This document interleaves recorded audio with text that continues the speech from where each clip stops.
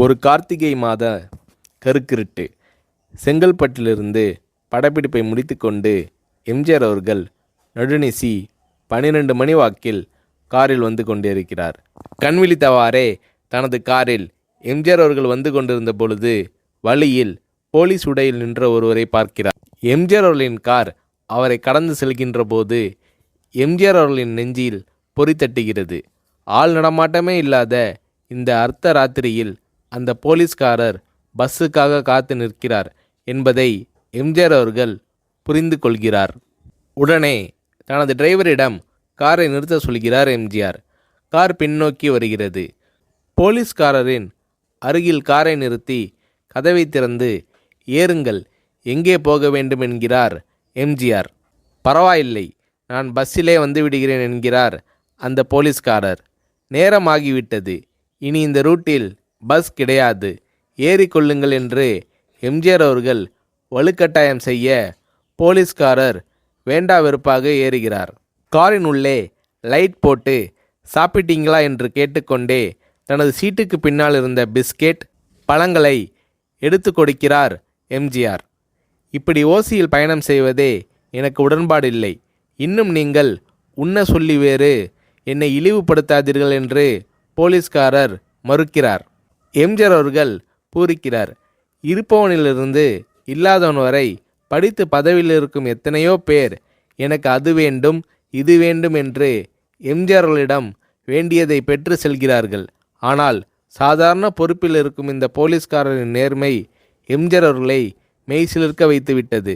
எம்ஜிஆர் அவர்களின் கார் கத தூரத்தில் வந்து கொண்டிருந்தாலும் காரின் நிறத்தையும் ஒளியையும் மனம் கமலும் ஓடிக்கான் வாசனையையும் வைத்து இது எம்ஜிஆர் அவர்களின் கார் என்றும் கார் சென்ற தடத்தை தொட்டு வணங்குகின்ற அளவுக்கு புகழுடன் திகழ்ந்த நேரம் அது.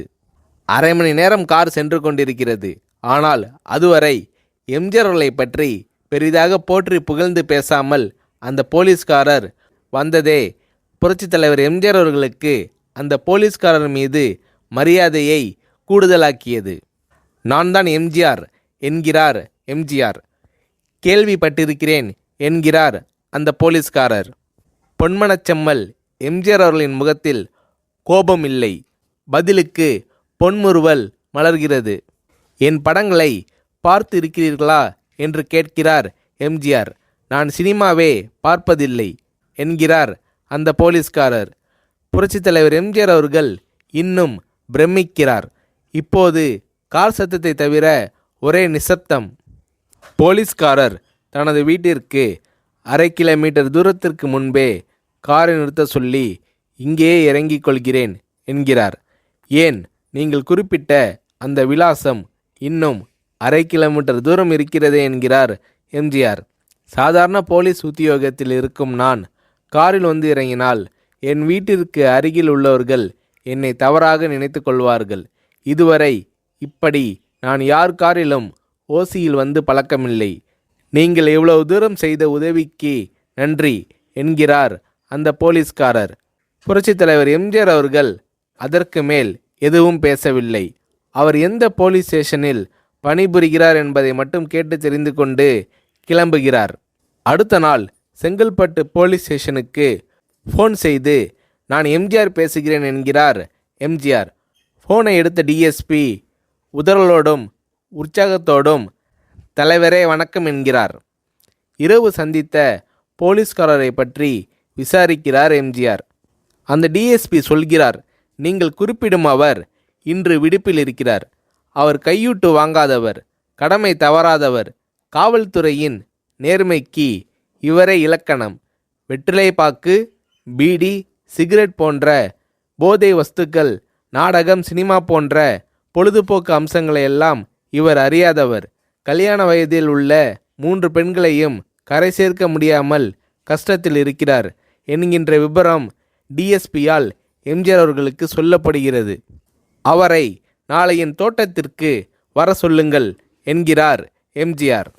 கேட்டுக்கொண்ட டிஎஸ்பி உங்களோடு ஃபோனில் ஆளுக்கு ஒரு வார்த்தை பேச இன்ஸ்பெக்டர், சப் இன்ஸ்பெக்டர் உட்பட எல்லோரும் ஆசைப்படுகிறார்கள். ஃபோனை அவர்களிடம் கொடுக்கலாமா என்கிறார். எம்ஜிஆர் அவர்கள் கொடுங்கள் என்கிறார். பேசுகிறார். அந்த போலீஸ் ஸ்டேஷனே புண்ணியம் பெற்றதாக மகிழ்ச்சி அடைகிறார்கள் அந்த போலீஸ்காரர்கள்.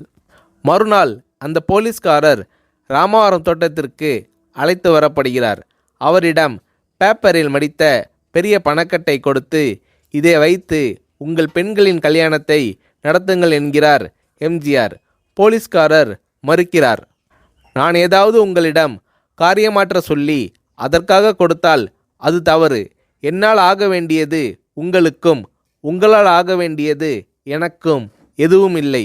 நான் உங்கள் கூட பிறந்த ஒரு சகோதரனாக நினைத்து கொடுக்கிறேன், பெற்றுக்கொள்ளுங்கள் என்று சொன்ன பிறகு கேட்டும் கூட கிள்ளி கொடுக்காத கனவான்கள் வாழும் இந்த உலகில் ரோட்டில் நின்றவனை அழைத்து சென்று அள்ளி கொடுத்த எம்ஜிஆர் அவர்களின் கருணையில் நெகிழ்ந்து போய் பெற்றுக்கொள்கிறார் அந்த போலீஸ்காரர். பிறகு ஒரு தேதியில் புரட்சித் தலைவர் எம்ஜிஆர் அவர்களே சென்று அந்த போலீஸ்காரரின் 3 பெண்களின் திருமணத்தையும் நடத்தி வைத்து வாழ்த்தி இருக்கிறார்.